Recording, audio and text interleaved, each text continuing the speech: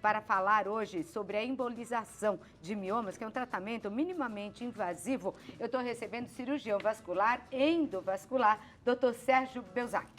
Prazer recebê-lo aqui, viu, Prazer doutor? é meu. Normalmente, é na fase fértil, é? Eu achei que pudesse acontecer a qualquer momento. Como tem influência dos hormônios, e é nessa fase fértil que a mulher tem mais variação hormonal, então é o momento em que há mais desenvolvimento de miomas. O mioma impede a mulher de engravidar? Pode ser uma das causas.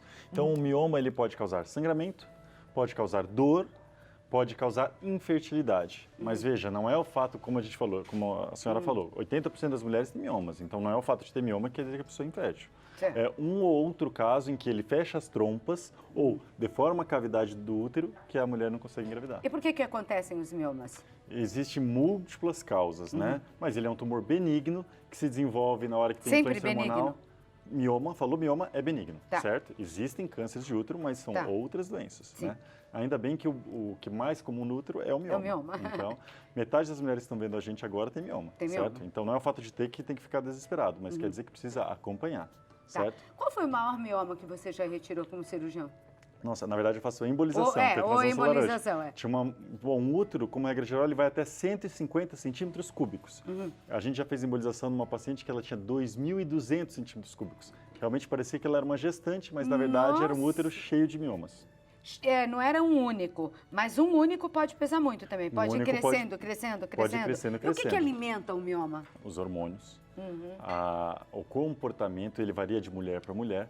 Por isso que quem tem mioma tem que acompanhar com o ginecologista e ver se tem crescimento. Como que vê se está crescendo? Fazendo ultrassom pélvico transvaginal, ultrassom abdominal, ressonância magnética. Aí consegue acompanhar se há crescimento ou não. Ô, doutor, quem tem um pode ter mais um? Com certeza. E mais um? E mais um? Com certeza. Não é raro no consultório ver paciente com útero que parece um choquito, sabe? Cheio de mioma assim na parede. Até as próprias pacientes falam esse termo pra gente, e é verdade. Dá para mostrar pra gente Claro. mais algumas imagens Com para licença. você entender mais ainda em casa. Vamos lá. Então aqui a gente vai falar sobre os miomas, mostrando as 3 localizações mais comuns do mioma.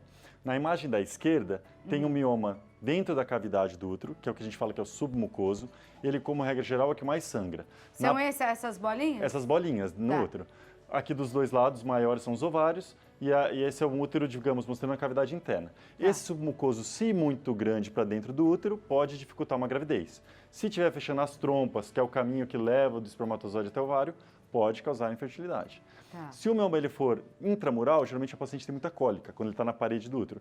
E se ele for subseroso, ou seja, está para fora do útero, ele pode comprimir bexiga, pode comprimir o intestino e pode causar outros tipos de sintomas. Agora, existe a cirurgia de mioma, você faz embolização. Por que a embolização é melhor? Perfeito. A melhor pergunta, porque tem paciente que tem tantos miomas que na hora que o ginecologista vai tentar tirar os miomas, ele arrisca de perder o útero como um todo.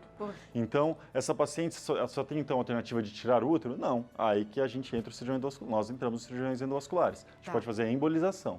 O que é a embolização, então? Voltamos para aquela outra imagem. Na imagem da direita. Então, a gente mostra que esses miomas, como regra geral, eles são super vascularizados. Então, aqui a gente vê como se fosse uma árvore, né, arterial, levando sangue para o mioma. O mioma precisa que chegue os hormônios, chegue nutrientes, chegue oxigênio para ele ir crescendo.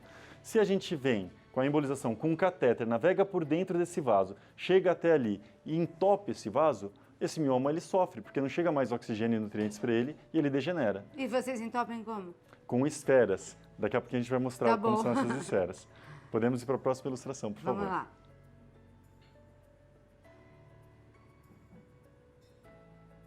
Aí tem um vídeo. Tem um videozinho aqui mostrando então como é feito o procedimento de embolização. Tá. Veja, tudo é feito por um mínimo furinho na virilha. Poxa, é então pouco não tem invasivo corte. Exato, é cirurgia endovascular. O paciente pode estar acordada, acompanhando o procedimento, ou se ela é muito ansiosa e quiser dormir, ela também pode dormir, certo? E se reparar na mão do cirurgião endovascular, ali tinha uma seringuinha, que é nessa seringuinha que estão as esferas, em que ele vai embolizando e entupindo a artéria. E esferas de quê, doutor? Esferas, elas são de polivinil. E elas são de um tamanho esférico perfeito, para a gente entupir o vaso do tamanho que a gente quer. Por isso que é um material um pouco caro.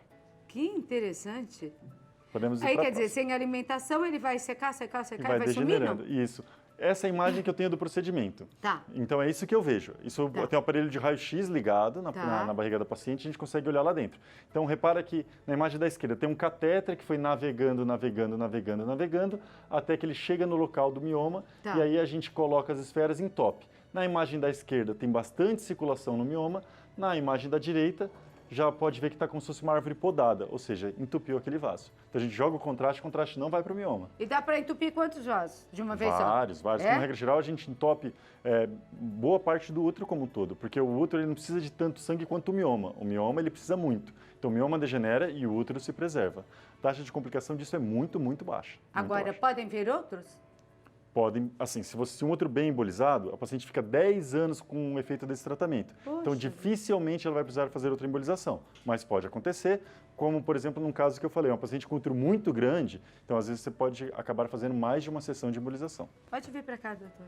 Nossa, muito legal as imagens aí, que deu para entender direitinho. Mostramos, né? Todas elas. 10 anos sem...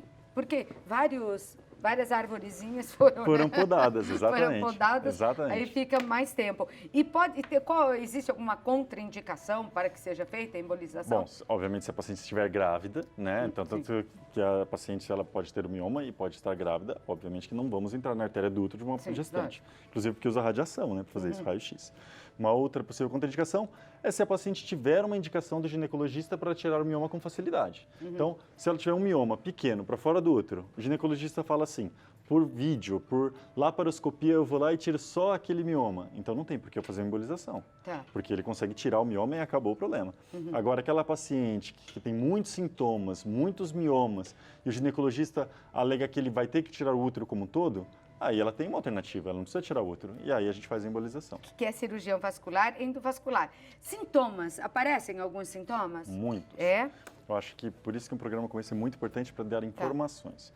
Porque muitas pacientes que têm muito sangramento, fora do período menstrual, com muito volume, não é incomum, inclusive, ver paciente de fralda no consultório. Imagina? Nossa. De tanto que sangra.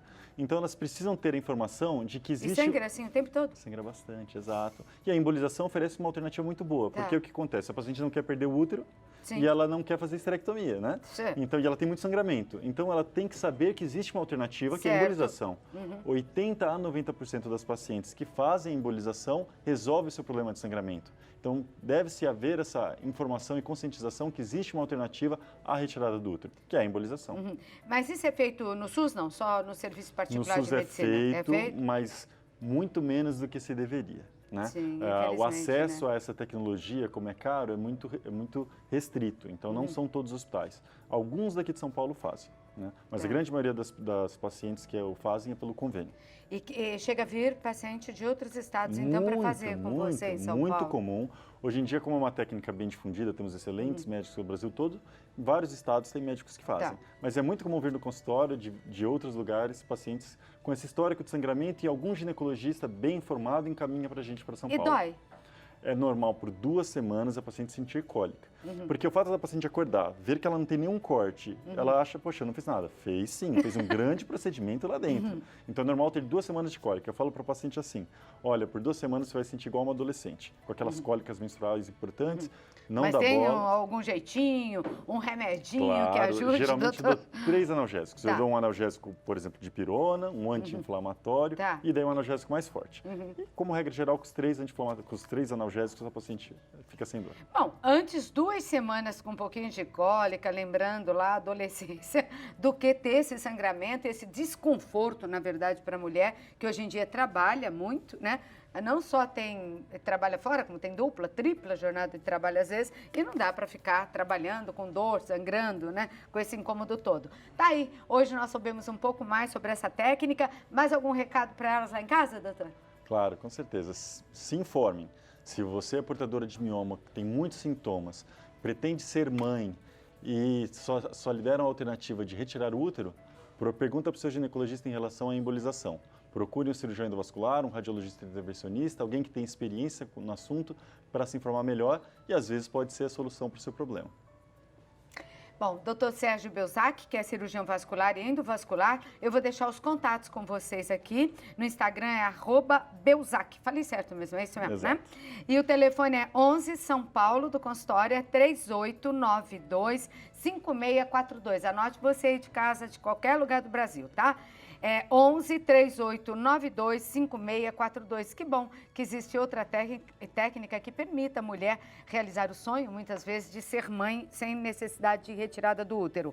E ainda tem um site, vocês têm lá mais informações sobre embolização? Informações sobre o tema. Tá, é www.institutoendovascular.com.br, onde vocês vão encontrar mais informações sobre esse assunto. Obrigada, doutor. Eu que Uma boa agradeço. tarde, um bom retorno, né? Obrigado. A São Paulo.